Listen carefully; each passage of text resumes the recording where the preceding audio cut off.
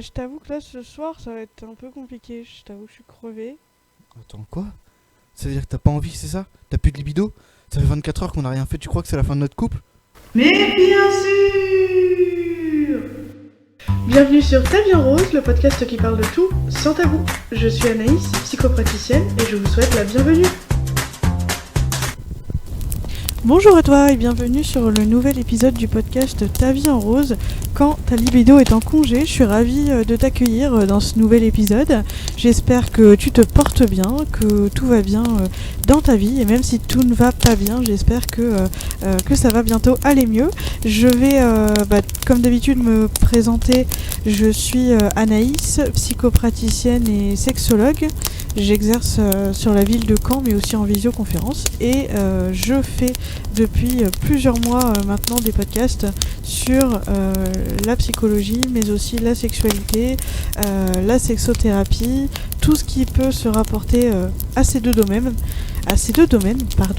pour que chacun puisse y puiser des pistes de réflexion, des pistes de mieux-être, tout simplement, et qu'on puisse discuter de sujets qui peuvent parfois être un peu tabous, ou alors peu exprimés dans l'entourage proche, peu exprimés dans le quotidien en général.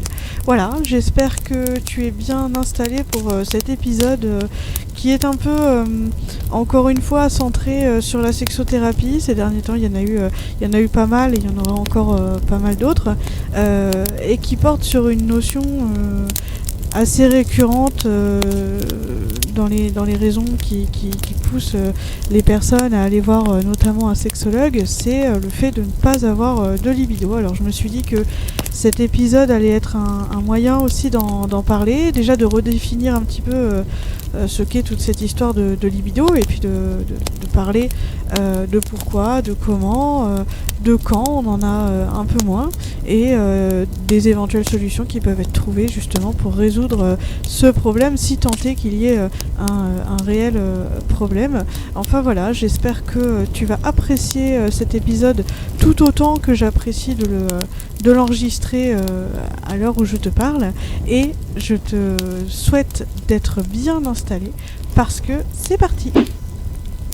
Alors premièrement, qu'est-ce que ce terme de libido? On l'entend beaucoup, mais au final, est-ce qu'on sait vraiment ce qu'il signifie?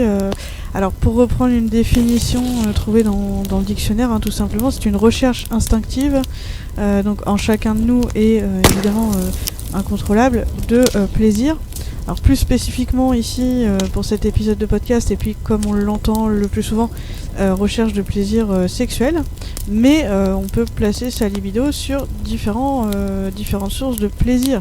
On peut placer sa libido sur du plaisir intellectuel, sur du plaisir, voilà, mais c'est une recherche de plaisir, avant tout, comme on l'entend communément, sexuel. Donc voilà, la libido, c'est une notion qui est quand même assez récente. Voilà, on n'en parle pas depuis tellement longtemps en fait.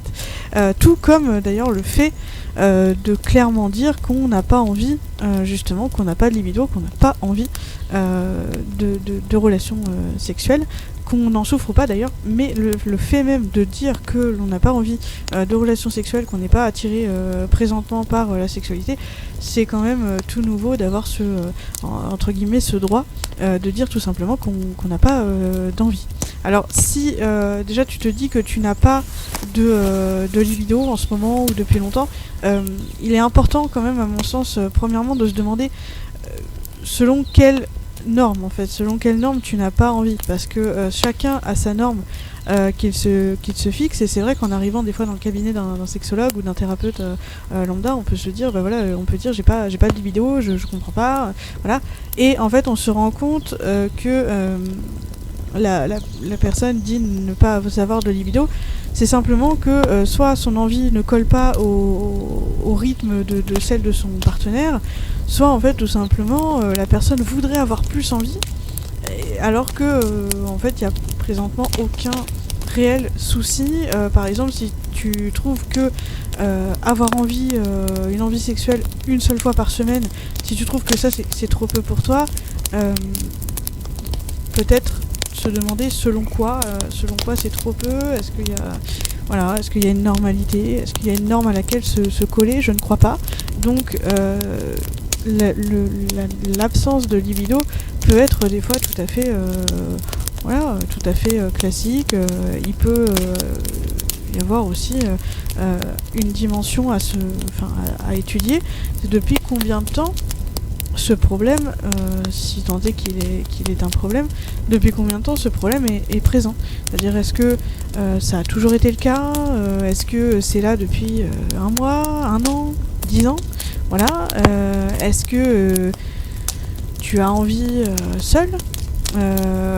Ou est-ce que même seul, la libido n'est pas présente? Est-ce que c'est seulement avec ton partenaire que la libido se manifeste? Est-ce que justement c'est avec ce partenaire que la libido n'est pas là?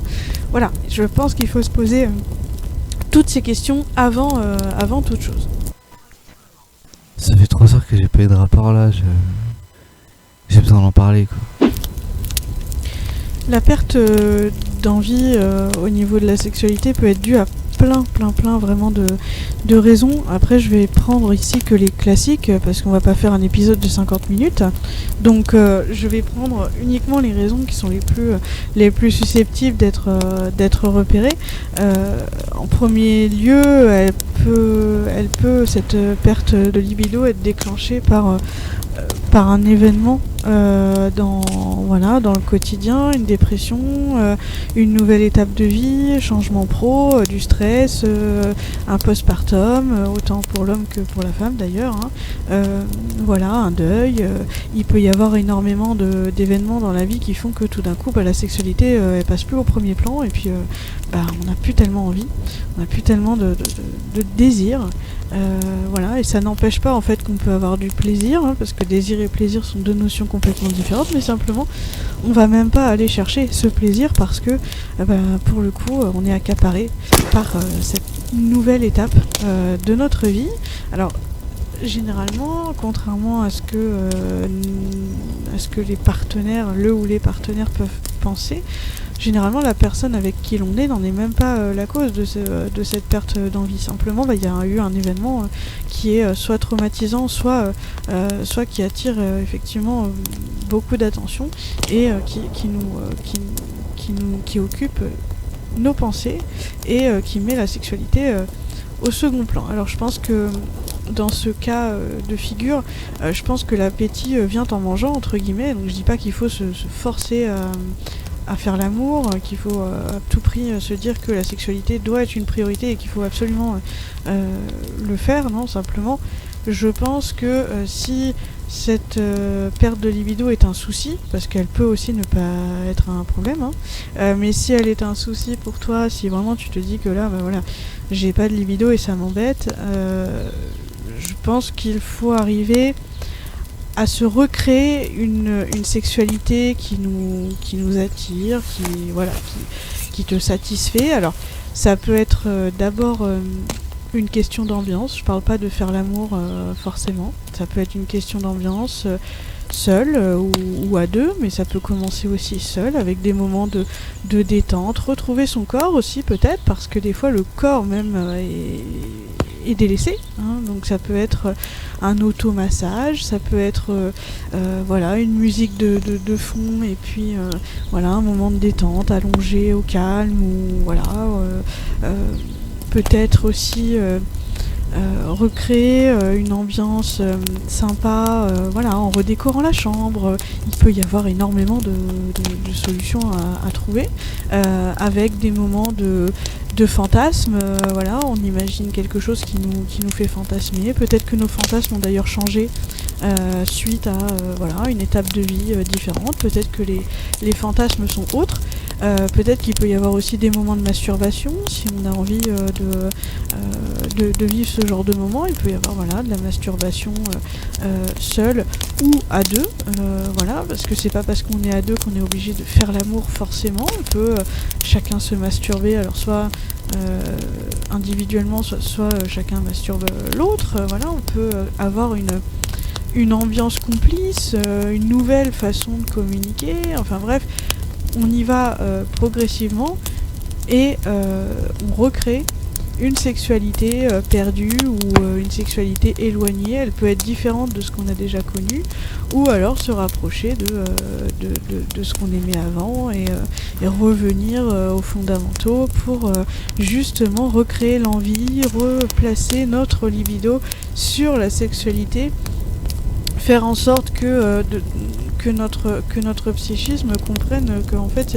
cette sexualité nous apporte du bien-être et repartir là-dessus. Alors parfois un accompagnement est nécessaire pour recréer cette envie, pour ramener en fait cet appétit sexuel.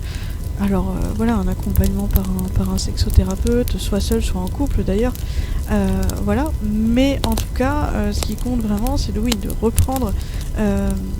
reprendre des habitudes et je dirais de ne pas attendre en fait que la sexualité vienne à nous. Je pense qu'il est important dans ce cas présent d'être acteur de sa sexualité, comme dans quasiment tous les cas d'ailleurs de figure. Mais je pense qu'il est important d'être acteur de sa sexualité, de se dire il y a un moment donné, bah voilà, moi j'ai envie d'avoir une sexualité satisfaisante, je mets des choses en place aussi pour y parvenir. Alors je reviendrai dans un prochain épisode sur la sexualité postpartum.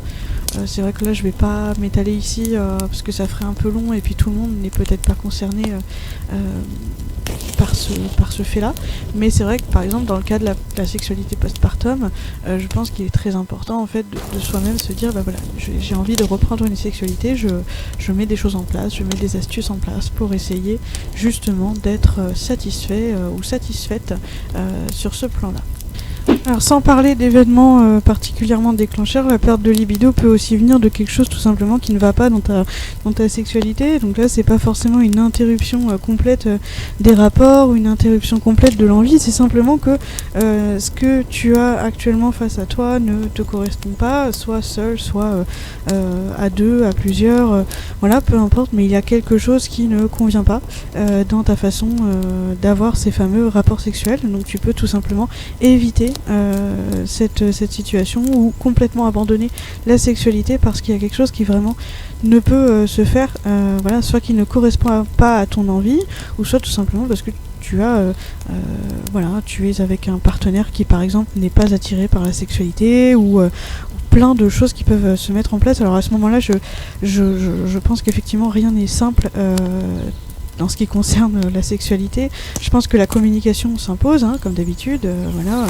Si par exemple c'est quelque chose qui ne convient pas, peut-être en parler, tout simplement. Ça doit être la première chose à mettre en place. Il y a aussi le fait de prendre les choses en main, et dans ce cas je te renvoie à l'épisode 13 quand tu prends ta vie à bras le corps, parce que je pense que la sexualité n'est pas à négliger, loin de là, par rapport, on parle souvent du bien-être psychique et j'en parle souvent dans les épisodes de podcast, mais le bien-être sexuel fait aussi partie de ce bien-être psychique, et être bien dans sa sexualité, dans ses envies, dans ses pratiques, c'est aussi être bien en général, enfin en tout cas ça y participe. Donc je pense qu'il est important de prendre ça en compte.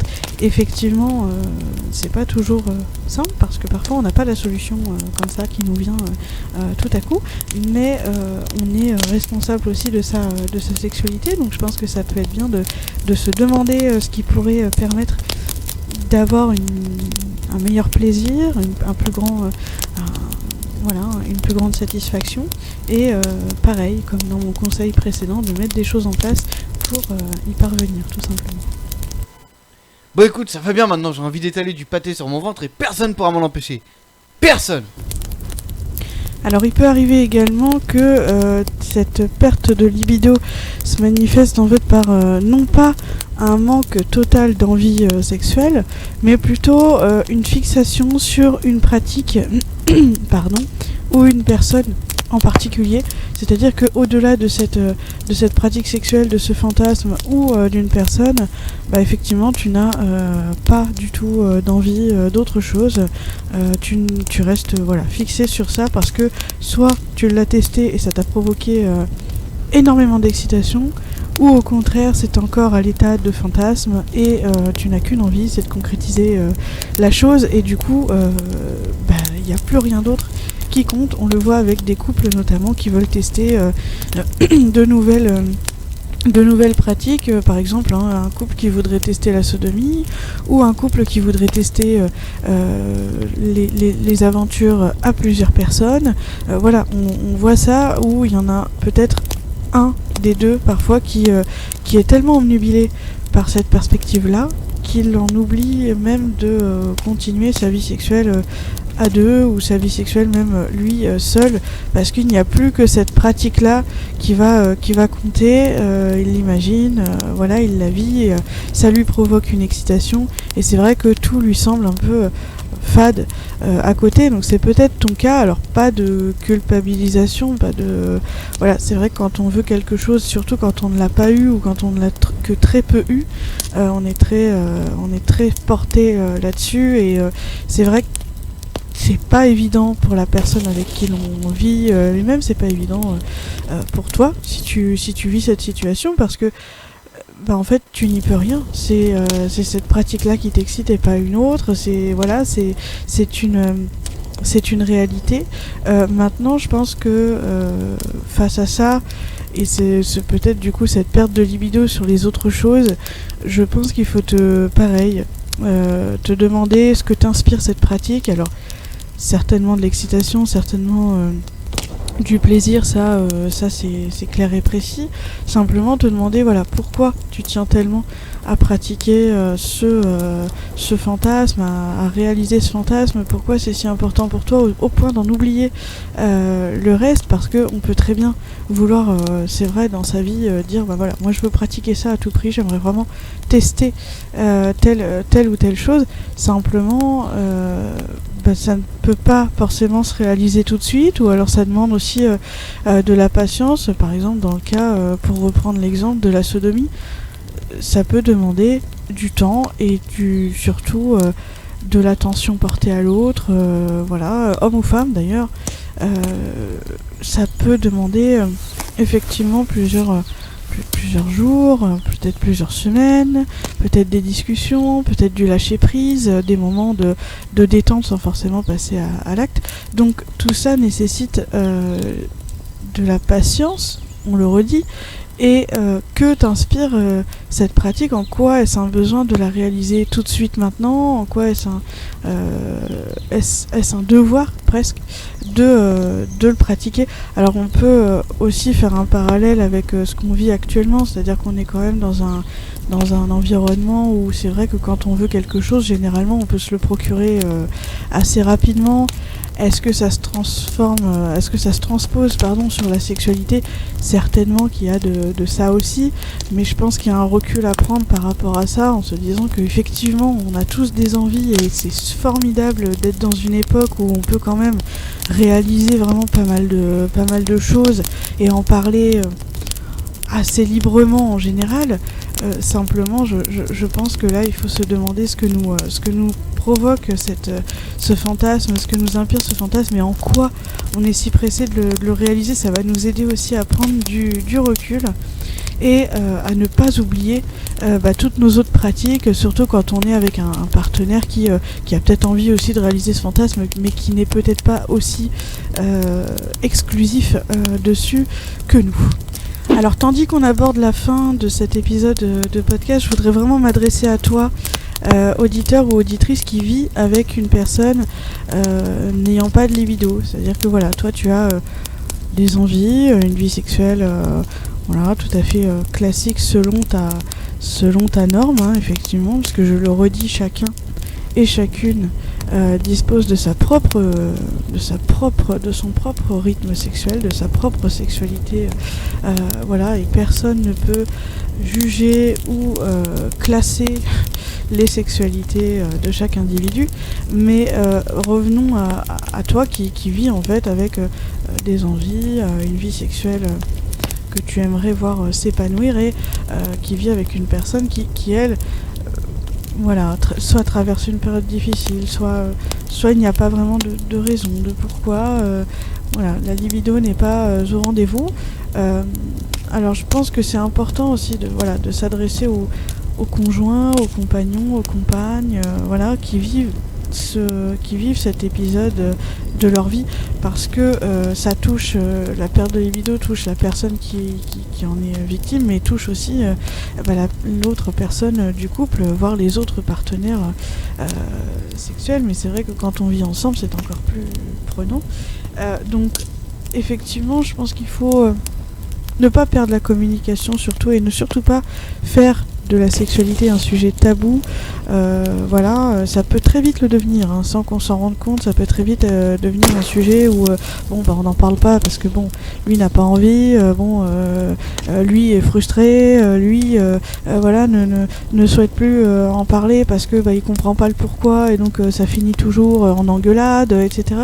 Donc je pense que la sexualité doit demeurer un sujet discuté dans le couple, un sujet de communication, un sujet qui existe, parce que la sexualité existe, même si elle n'est pas pratiquée, elle est toujours là, elle est toujours présente dans un couple, ou en tout cas elle peut et elle doit le devenir, parce qu'effectivement, moins on parle de ça, moins on va mettre le sujet sur la table, moins on va mettre le doigt sur des choses qui peuvent être intéressantes à creuser, et chacun va s'enfermer un petit peu dans sa bulle, dans ses propres doutes, dans ses propres envies, dans ses propres frustrations. Donc je pense qu'il est très important de continuer à parler de sexualité, de faire autre chose aussi, de repartager autre chose, parce que parfois certains couples sont tellement tournés vers cette absence de sexualité qu'ils en oublient toute complicité, qu'ils en oublient aussi toute activité à deux. Donc je pense qu'il est important de se recréer,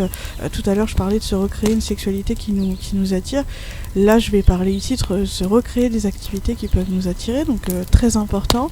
Et enfin je pense aussi aux personnes qui souffrent du